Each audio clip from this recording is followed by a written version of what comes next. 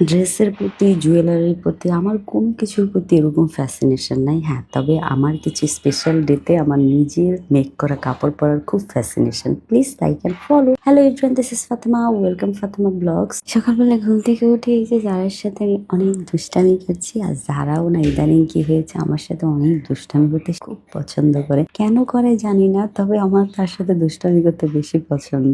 আগে সায়ান বেশি করতো, এখন যারা বেশি করে। তারপরে এই যে তাদের দুষ্টামি দেখতেছি আমি আমি বলতেছি যারা এত দুষ্টামি করো না, ব্যথা বাবা। কে কার কথা শুনে? কোনো কথা শুনি নেই, তারা সবাই আমার সাথে দুষ্টামি নিয়ে ব্যস্ত।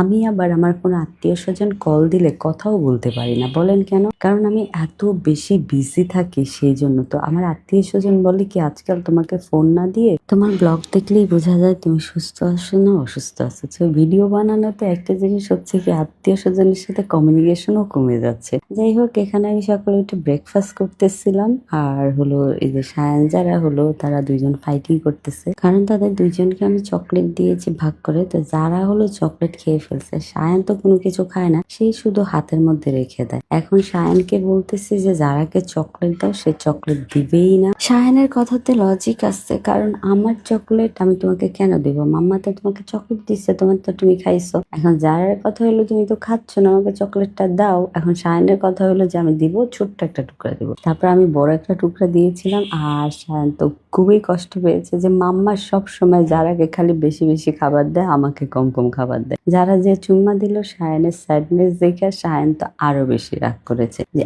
আমার চকলেট কেন নিয়েছে। এদের এই ঝগড়াঝাটি দেখতে দেখতে আমি টায়ার্ড, সারাক্ষণে এরকম চলে। আমি চলে আসলাম রান্নাঘরে, এখানে হলো রান্না করব। আমার আবার রান্নার জিনিস সব হেল্পিং হ্যান্ডরা গুছিয়ে দেয়। তো অনেকের ধারণা যে আমি রান্না করি না, আমার হলো হেল্পিং হ্যান্ডরা রান্না করে, তারপর হলো আমি এসে টেবিলে খাবার দেখাই। এটা একদমই রং ধারণা।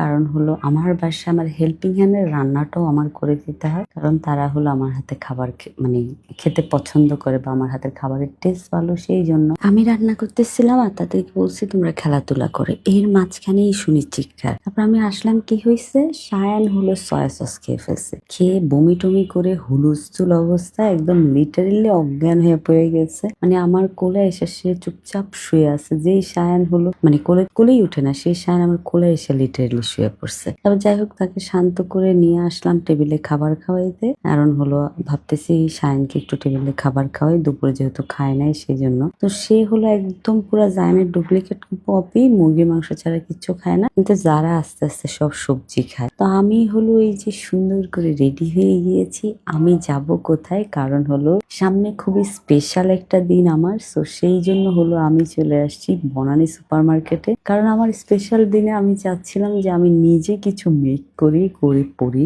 তো এখানে এসে এই ড্রেসটা মানে এই কাপড়টা পছন্দ হইলো, কিন্তু কাপড়টা যখন প্রাইস শুনছি আমি ভাই আমার দরকার নেই এই কাপড়। তো আমি ভাবলাম বাবা, যেই কাপড় কিনতে এসেছি আমি ওই কাপড়ই কিনি, কারণ আমি ইনস্টাগ্রাম থেকে একটা ব্লাউজ পছন্দ হয়েছে। সো ওই ব্লাউজটা হলো আমি দেখে এখন বানাবো। সো সেই জন্য কাপড় পছন্দ করছিলাম। সো ফাইনালি আমি কাপড়টা পেয়ে গেলাম, পাওয়ার পরে এখন কাপড়টা কিনলাম। So আপনাদের মনে অনেক কোশ্চেন আসতে পারে যে আপু আপনার কি স্পেশাল ডের জন্য বানাচ্ছেন? আমার স্পেশাল ডেটা আপনাদের সাথে অবশ্যই শেয়ার করব। এই যে টেলার মাস্টারের কাছে এসে কাপটা দিয়ে হলো আমি এখন চলে যাব বাসায়, কারণ বাচ্চাদেরকে বাসায় রেখে এসেছি। তো আসার পথে আমি আবার চকলেট নিয়ে এসেছিলাম বাচ্চাদের জন্য, তোদেরকে হলো চকলেট ভাগ করে দিচ্ছি। সবসময় আমি দুইটা চকলেটই আনি, একটা চকলেট জায়ানকে দিয়ে আস্তা, আর আরেকটা চকলেট সায়ান যারাকে ভাগ করে দিই। সায়ান যারাকে পুরো চকলেটটা দিলে নষ্ট করে, সেই জন্য আমি সবসময় ভাগ করে দিই। সায়ান তো কখনোই পুরোটা ফিনিশ করে না। যাই হোক, এভাবেই বাচ্চাদের সাথে আমার টাইমটা চলে যায়। Thank you so much for watching my video. Bye bye, আল্লাহ হাফেজ।